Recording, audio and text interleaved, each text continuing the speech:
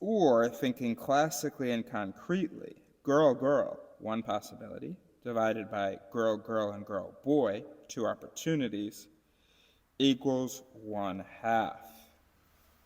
Very good. So this has to do with the Monty Hall, right? Or just, yeah, there's Monty Hall's on the... All right, we are now starting at page 137. Monty Hall will be on the top of 138. Okay. Conditional probabilities add some precision to the concept of statistical independence, which I left hanging in the previous subsection.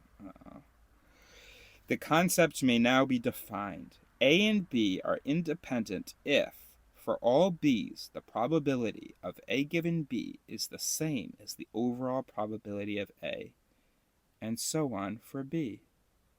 Now, remember the illegal multiplication of probabilities for the conjunction of events when they are not independent? What are we supposed to do instead? Easy. The probability of the conjugate...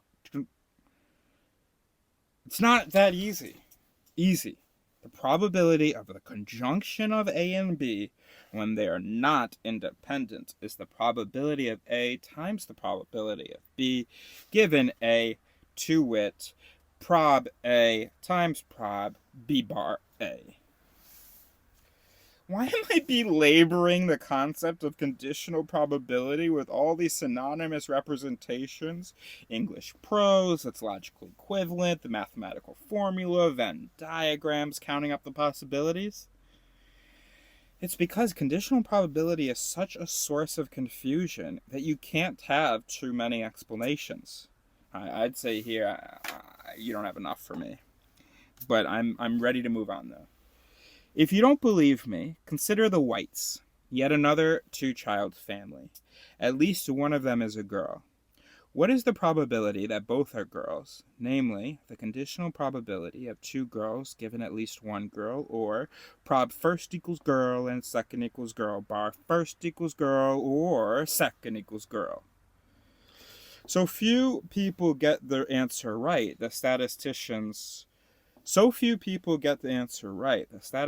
call it the boy or girl paradox. People tend to say 0.5. The correct answer is 0.33, you stupid fucks. In this case, concrete thinking can lead to the wrong answer. People visualize an elder girl realizing she could have either a younger sister or a younger brother, and figure that the sister is one possibility out of those two. They forget that there's another way of having at least one girl. She could be the younger of the two. Enumerating the possibilities properly, we get girl, girl, 1, divided by girl, girl plus girl, boy plus girl, boy, girl, 3, which equals 1/3. Or using the formula, we divide 0.25, girl and girl, by 0.75, girl or girl. The boy or girl paradox is not just a trick with wording. It comes from a failure of the imagination to enumerate the possibilities, and appears in many guises, including the Monty Hall dilemma. Here's a simpler yet exact equivalent. Some sidewalk card sharks make a living from roping passersby into playing 3 cards in a hat. The shark shows them a card that is red on both sides, a card that is white on both sides, and a card that is red on one side and white on the other. He mixes them in a hat, draws one, notes that the faces say red, and offers the passersby even money that the other side is also red. They pay him $1 if it's red, he pays them $1 if it's white. It's a sucker's bet. The odds that it's red are 2 and 3. The rubes mentally count cards instead of sides of cards, forgetting that there are 2 ways that the all-red card, had it been chosen, could have appeared red side up. And remember the guy who brought his own bomb onto the... Right, yeah, because I actually understood that, so I'm going to take a... Alright, so that's cool. Alright, so you have a card.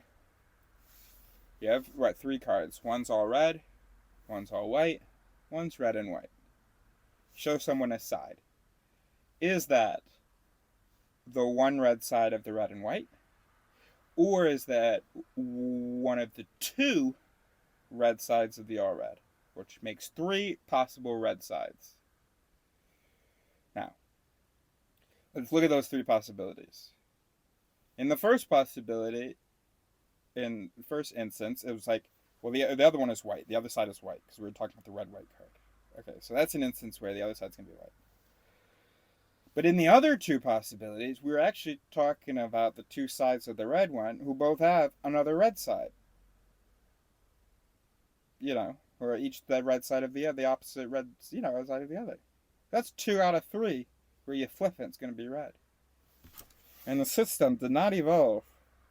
The system was just like, well, there's 2 cards with possible red sides.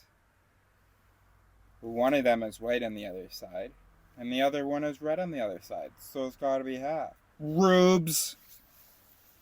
Alright. And remember the guy who brought his own bomb onto the plane? He calculated the overall probability that a plane would have 2 bombs on it.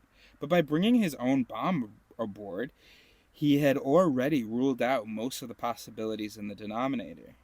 Hey, this would be a great, you know how I act out some of the chapters of, I'm going to do all of them, but of the art of thinking clearly and stuff. And this would be so good to learn visually. So I'm thinking I'm going to, you go to an airport, and but by bringing his own bomb aboard, he had already ruled out most of the possibilities in the denominator. The number he should care about is the conditional probability that a plane will have 2 bombs, given that it already has a bomb, namely his own, which has a probability of 1. That conditional is the probability that someone else will have a bomb, times 1, the conjunction of his bomb and the other guy's, divided by 1, his bomb, which works out, of course, to the probability that someone else will have a bomb just where he started. The joke was used to good effect in The World According to Garp. The Garps are looking over a house when a small plane crashes into it. Garp says, "We'll take the house. The chances of another plane hitting this house are astronomical." Forgetting to condition a base rate probability by special circumstances in place, the lightning storm, the bomb you bring aboard, is a common probability blunder. Oh, this is a new paragraph. Forgetting to condition a base rate probability by special circumstances in place, in this case, he should be like, oh, look at the base rate here. No, I'm not gonna. All right. Forgetting to condition a base rate probability by special circumstances in place, the lightning storm, the bomb you bring aboard, is a common probability blunder. During the 1995 trial of O.J. Simpson, the football star accused of murdering his wife Nicole, a prosecutor called attention to his history of battering her. A member of Simpson's dream team of defense attorneys replied that very few batterers go to kill their wives, perhaps 1 in 2,500.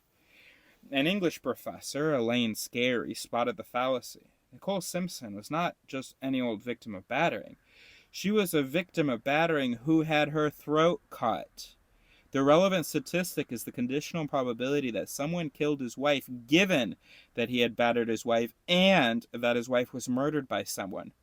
That probability is 8 out of 9. Very good, very good, very good, very good, very good, very good. Very good. All right, let's stop there. And then it's like a new subsection. All right, later. Very good, very good, very good.